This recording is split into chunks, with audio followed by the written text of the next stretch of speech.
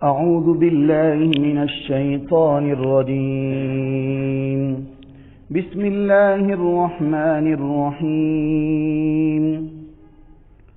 With كثير من أهل الكتاب لو يردونكم من بعد إيمانكم كفارا حسدا من عند أنفسهم من بعد ما تبين لهم الحق فاعفوا واصفحوا حتى يأتي الله بأمره إن الله على كل شيء قدير.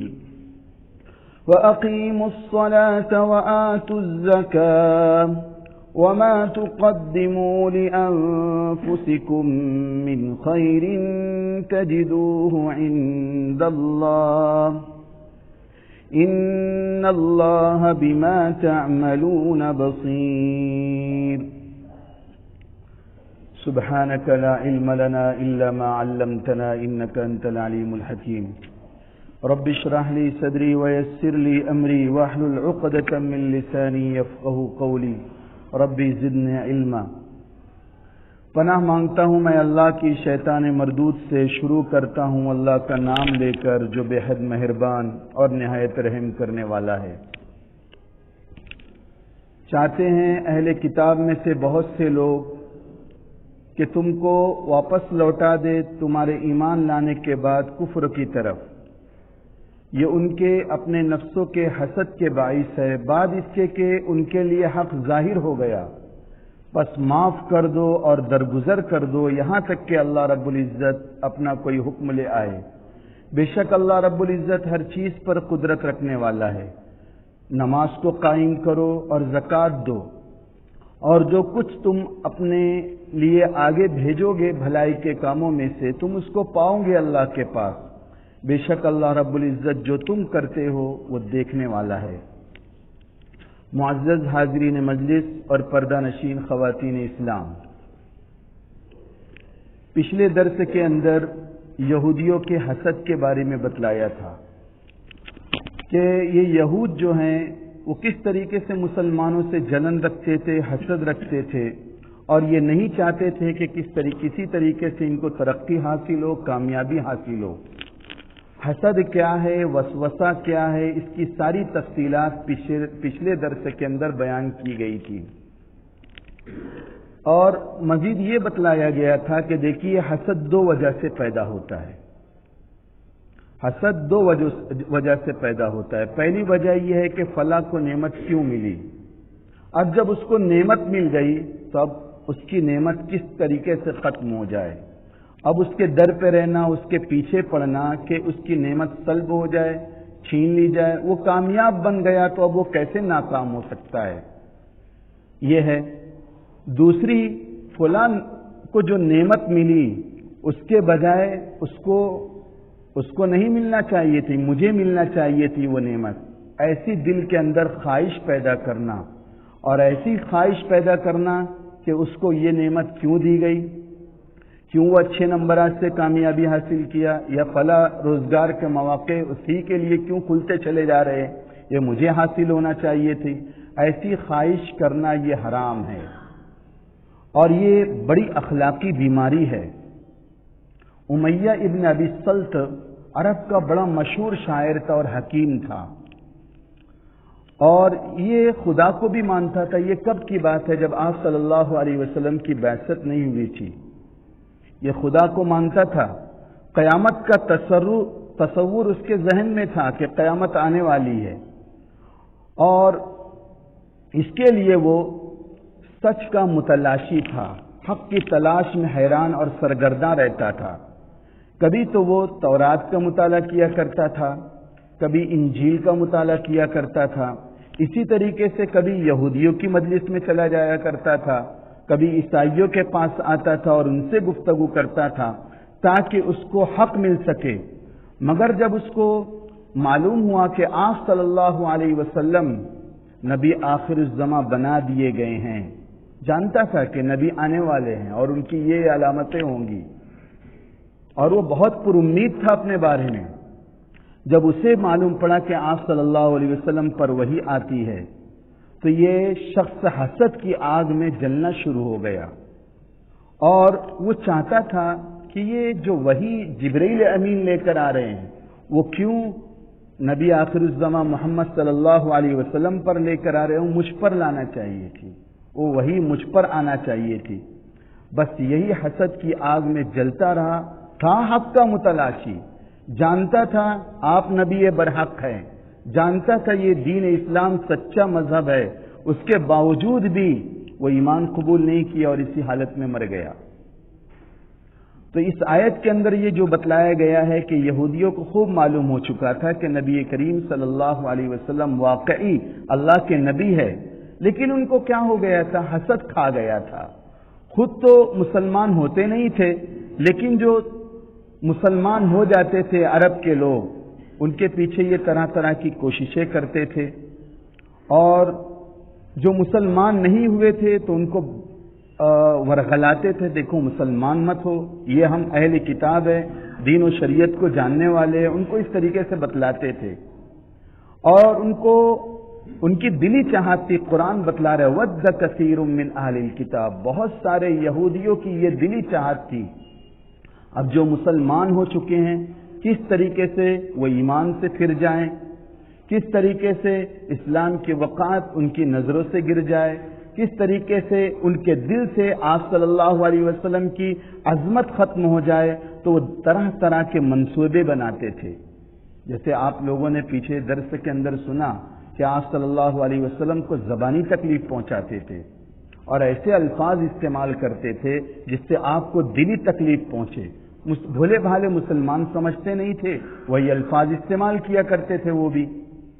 تو اللہ تبارک و تعالیٰ نے ان کے ناپاک عزائم کو اور ان کے دلی ارادوں سے آپ صلی اللہ علیہ وسلم کو اور مسلمانوں کو مطلع کر دیا، کیوں ان سے بچتے رہیں اور ان کی باتوں میں نہ آئے اور ان کی جھوٹی ہمدردی کو کوئی حیثیت نہیں دے۔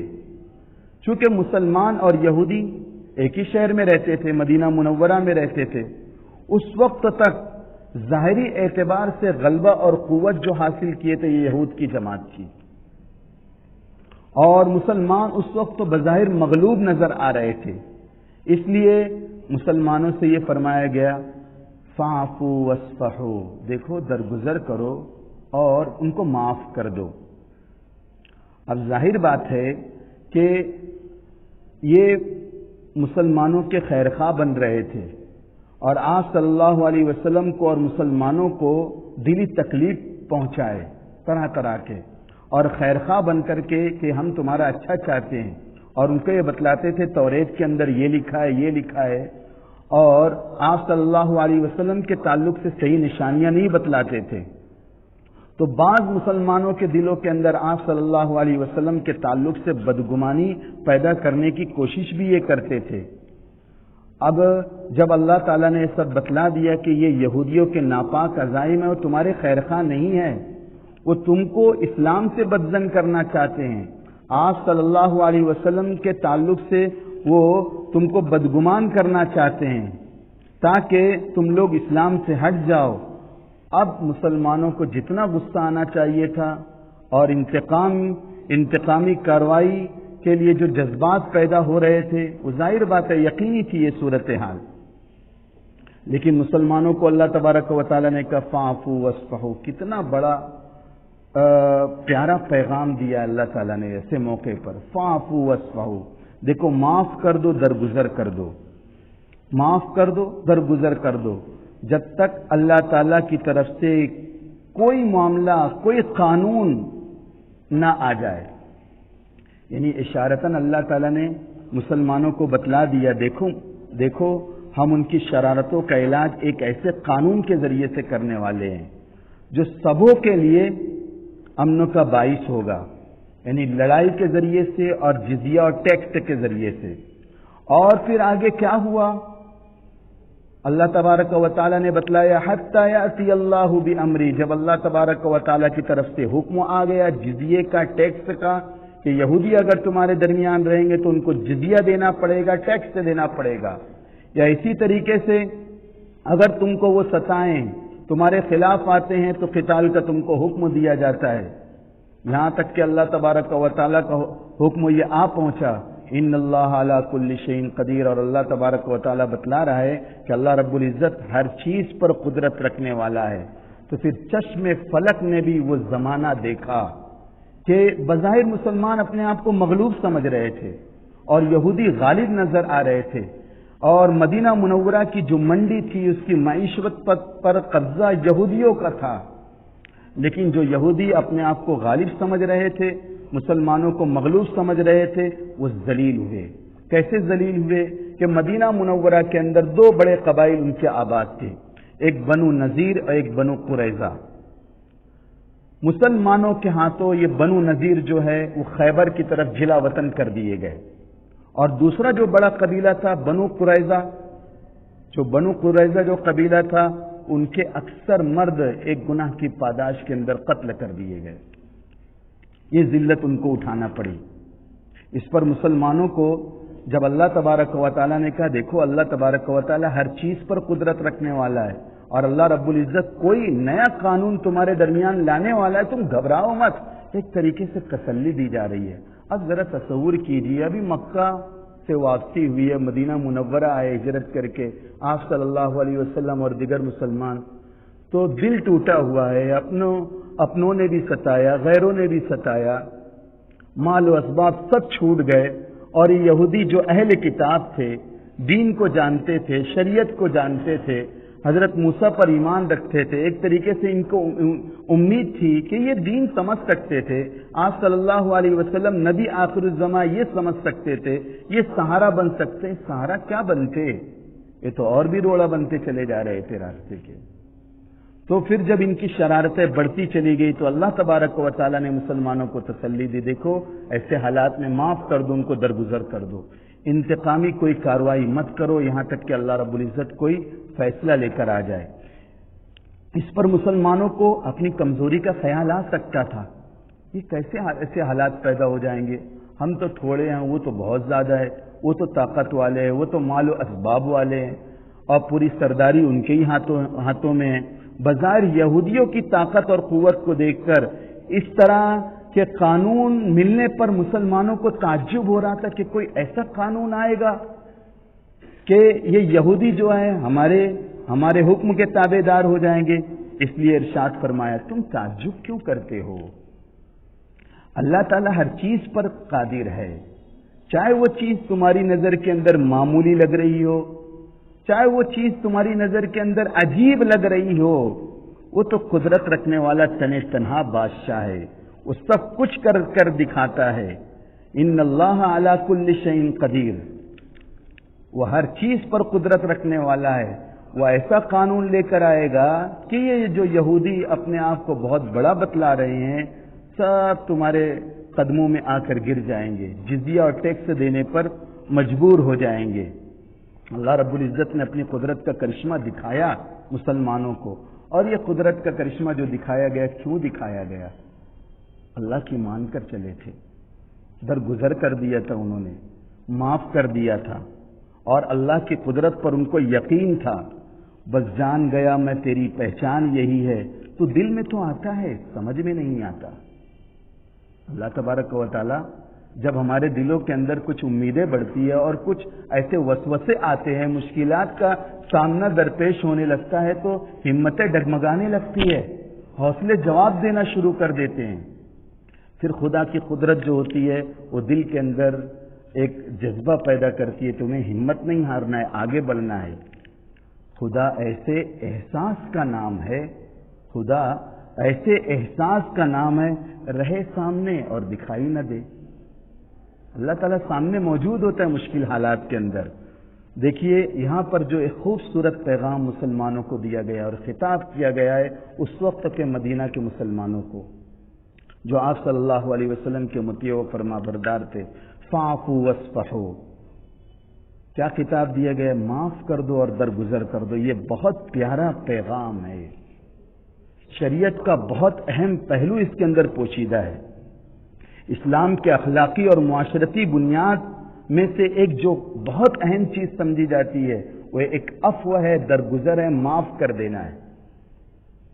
اپنے مخالفین کے ساتھ اچھا برتاؤ کرنا ہے، اور اچھے انسان جو ہوتا ہے، جو اچھا انسان ہوتا ہے، اس کو بہت زیادہ ناخوشگوار حالات کا، ناموافق حالات کا، بد کردار اشخاص کا، اور اسی طریقے سے بہت سارے بد مزاج لوگوں کا سامنا کرنا پڑتا ہے۔ تو ایسے ناخوشگوار حالات میں خوشگوار زندگی گزارنے کا ایک فارمولہ بتلایا گیا کہ صرف اگر اس فارمولے پر عمل کر لیا جائے تو تم کامیاب ہو جاؤ گے، تمہاری ناخوشگواری تمہاری اطمینان بخش حالت کے اندر تبدیل ہو جائے گی۔ مطمئن اور کامیاب زندگی گزارنے کے دو بنیادی اصول بتلائے گئے ہیں کہ اگر کوئی شخص اگر چاہے میں بہت مطمئن، اطمینان والی اور کامیاب زندگی گزاروں تو اس کے لیے دو اصول ہیں۔ ایک یہ کہ انسان دنیا میں دوسروں کے لیے بے مسئلہ انسان بن جائے، کسی کے لیے اپنی ذات سے کوئی مسئلہ ہی نہ کھڑا کرے۔